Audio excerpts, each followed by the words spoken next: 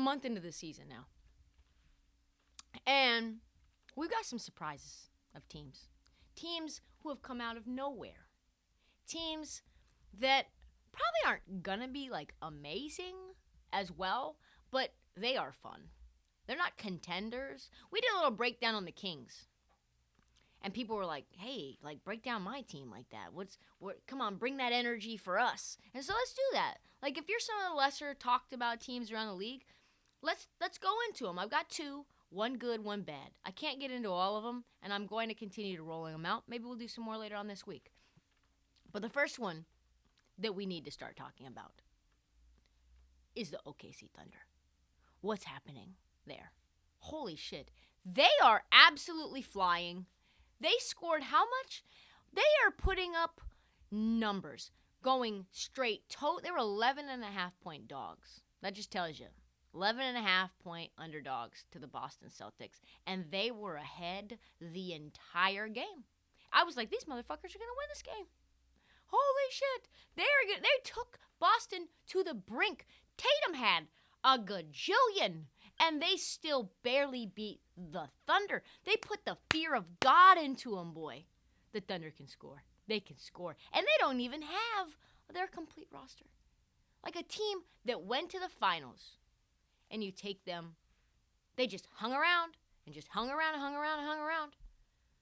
Shea, who is, by the way, I don't know, top 5 favorite player to watch, maybe. Maybe not that high, but it's very high. He put up damn near 40 on the Celtics. Jalen Williams from Santa Clara, he's going to be a stud. He's only played 3 games this year. He came in, was very productive as a starter. I think he had 14 points for them. He did his thing. Really nice little mid-range game for Jalen Williams. By the way, they do have 2 Jalen Williams. It's the one from Santa Clara. I must just give that out. Very balanced effort. All of the starting 5. Poku, yeah, Poku was fucking solid. Yes, Poku's like my guy. He's like a little wish Chet, you know? Like a little more chaotic, a little like more feeling himself. He's like if you got Chet at the dollar store, you know what I mean? Like I love Chet, I love Poku. He's clearly not Chet, but he does a lot of the same things that Chet does. And he is balling. Holy shit. What did he got? 25? We'll talk about him in a second. Mind you, all of the starting 5 were in double figures. Almost 20 points by all of them. They had 122 points, and they barely got any production out of their bench because why? They don't have one. They don't really have a bench. Okay? So Giddey, Dort, Poku, all almost scored 20. This coming off the heels of going up into the Garden and putting the straight smack down on the Knicks to the point. Think about this. The OKC Thunder destroyed the New York Knicks so badly. There are now think pieces being written about Tom Thibodeau being fired. That's how much they did. That's what they did to them. 145 points in the Garden. The Thunder put 145 points on a team that's supposed to be built around their defense, and now Thibodeau is on the hot seat. Mind you, Chet Holmgren, the real Chet Holmgren, is out for the year. They don't even have their number 2 pick. SGA still picking apart every single defense without a secondary scorer. And he's he's going to be an all-star this year. He's going to probably make All-NBA. He's putting up 40 regularly. 2-way player, improved his 3-point shot, impossible to stop. Every defense they throw at him, he just knows exactly how to read it. He's like a little playing, he's like, what was that called? That little chess movie? God. Oh, man. You know what I'm talking about. He was like Google's chess movie in the middle of it. The Queen's Gambit, where he sees all the defenses on the ceiling, and he's like, yep, just go this way, go that way, slash through him that way. He is, imagine when he gets his jelly to the peanut butter. When he gets Chet, it's going to be curtains. It is going to be absolute curtains for the rest of the league. They put up 145 points without Chet Holmgren. What would they have done with Chet Holmgren? Sheesh. Think about how good Shea is. When he's off the floor, they're just trash. They're just horrible. Like, they are one of the worst offensive teams in the league when Shea does not play. It's just literally that simple. That is how much gravity he's bringing to the team. And we talked about Poku a little earlier, about the Summer League. He's scoring 25% more this year than he had last year. Progression, what we would call on display. Just in the game against the Bucks, he had a full stat sheet. Blocks, dimes, rebounds, Poku stats, just absolutely through the roof. I'm trying to get them full for you because you can't really even get Poku stats if you just Google it because there's a bunch of Pokus, I guess. So game against the Bucks, he had 10 rebounds, 2 blocks, 17 points, and 2 assists. Just ridiculous. Just absolutely ridiculous. Lou Dort just got paid, as we know, finding his offensive stroke now that they've hired Chip England. Josh Giddey averaging 15, 7, and 6. He's raised his three-point shooting by 7%. It's still very early. Like, this is a squad. If you are not watching OKC, you are missing out. This is a fun-ass team. They're shooting 39% this season on shots over 20 feet, which is 3% improvement over last year. That's because, like I said before, Chip England's going to come in here. What does he do? He comes into a team, and every single time, without fail, they increase their shooting percentage by 3%. Every time. That's what he does. Shot doctor, three-point shooting league. And even though maybe 3% doesn't seem like a lot, but like that's now they're 14th in the league. Where were they at last year? They were at the bottom. So that 3% changes everything. And that is why they can score. They're averaging, it's just been absolutely ridiculous. Back to Shea really quickly. He's averaging 31, 6, and 5. Shea is averaging 31 points per game, 6 assists, 5 rebounds per game. He has 2 steals per game, 1.5 blocks per game. What the fuck? This is what JJ Redick just said. You are missing a show if you're not watching Oklahoma City. Yeah, that's exactly right. That is exactly right. In any given year, those numbers are first-team All-NBA numbers. Yeah, there's a reason that the Shea is the lead target for all of these different, again, literally now all these trade rumors about the Knicks going after Shea. He's broken them. He has broken them. Torched them for 37 against the Knicks, had 37 against the Celtics. And this is like a very unselfish offensive scheme. They had 8 players getting double digits a week ago. First time in the team history that they've done that. You add Chet in there, man. This team is already a problem. They're already covering big numbers. I tell you what, you add back in Chet, and they're definitely getting a top 5 pick, right? It's probably going to be someone good.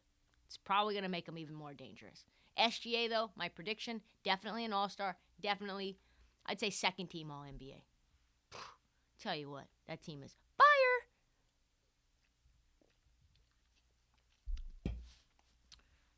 On the flip side of the coin, we just talked about OKC and how exciting they are. How fun they are. How impressive this roster is. How they're just really a piece or two away from being really competing. And they're like winning games they're not supposed to win.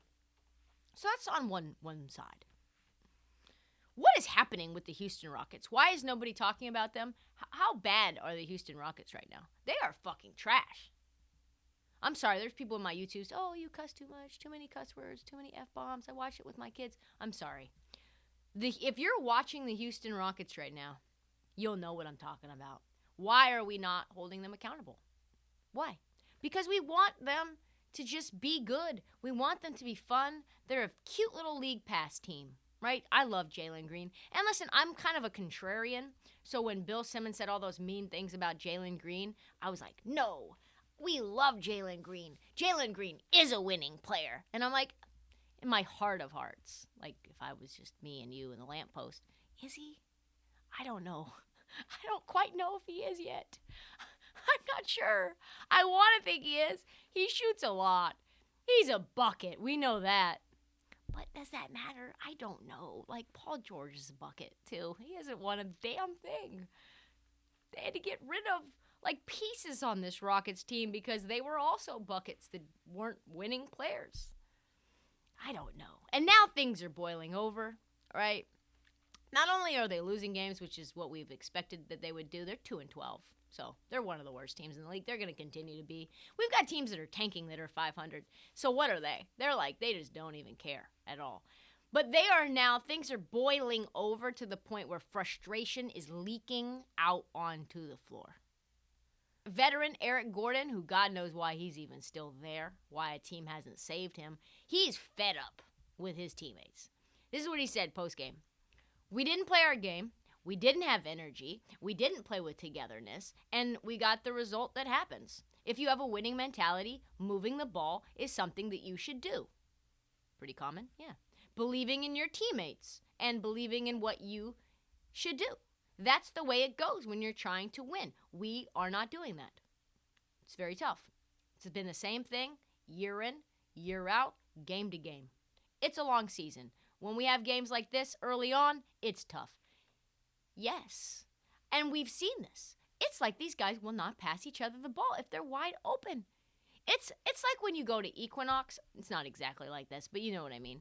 It's like when you go to Equinox and you're like the new person on the court for the lunchtime run, and it doesn't matter if you've got 7 feet of space.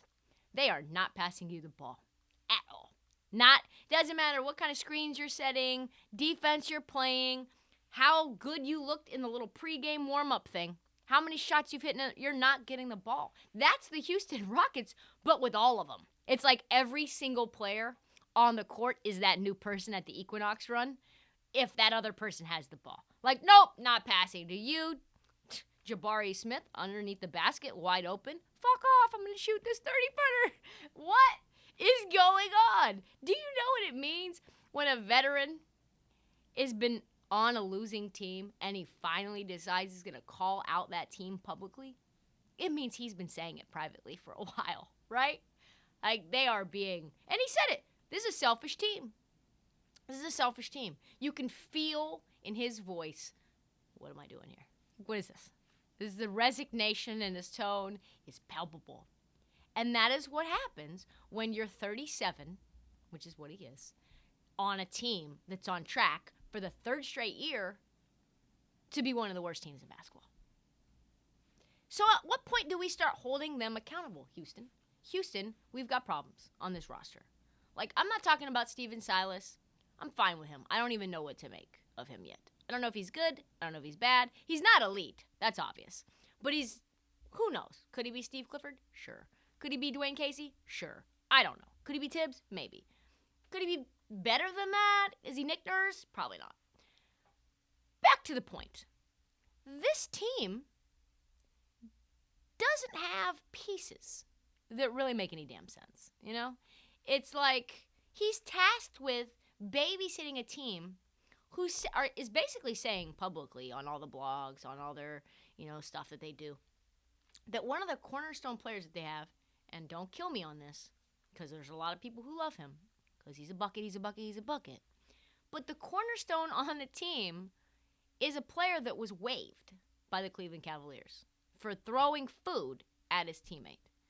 I know that's not relevant, but he was a cast-off, and you're making him a corner. You got him for free, okay? You literally got this piece for free, and now it's the centerpiece of your room. You know what I mean? Maybe not, great. When I look at this roster, there's 5 guys under 20. 5 guys on this 15-man roster that can't even drink right now. Many haven't even played in college. Not saying that's necessary, but I think 4 haven't played in college. They've come over either through the G League or international. It's hard seeing an elite team here. You got guys that played 1 year in college who are very wild, now being sent down to the G League, and Tari Eason, who I love.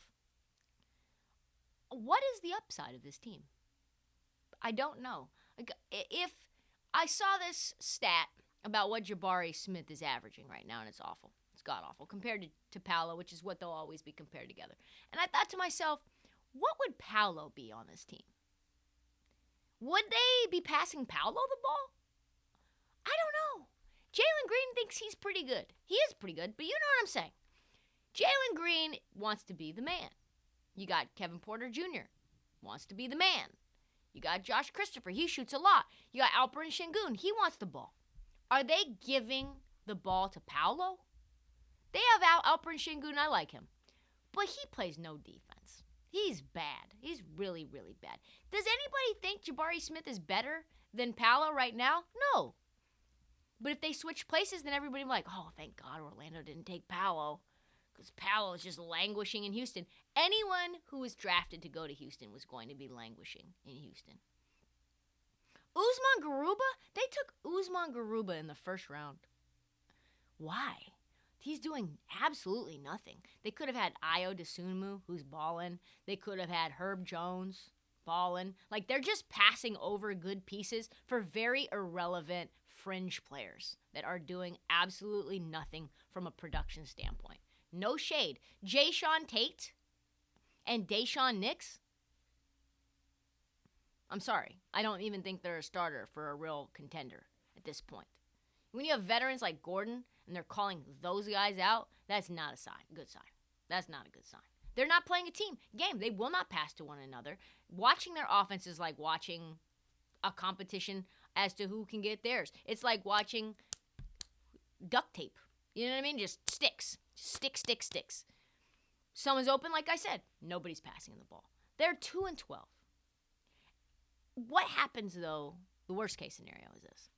Hopefully there is some sort of conspiracy around the lottery, because if Victor Wembanyama ends up a Houston Rocket, I will lose my shit. I don't know what I don't think he'll fit on that team at all. No wonder Christian Wood wanted to get out of there. I'm sorry. If you're a Houston Rockets fan, I really am sorry for you. Because it's a fun young team. Could compete on a night-to-night basis. I read a 2,000-word think piece article from some random local Phoenix newspaper about how dangerous the Houston Rockets are seen around the league. I'm sorry. I don't buy one word of that. Fun team. Might compete for a quarter or two, but ultimately probably the worst team in the league.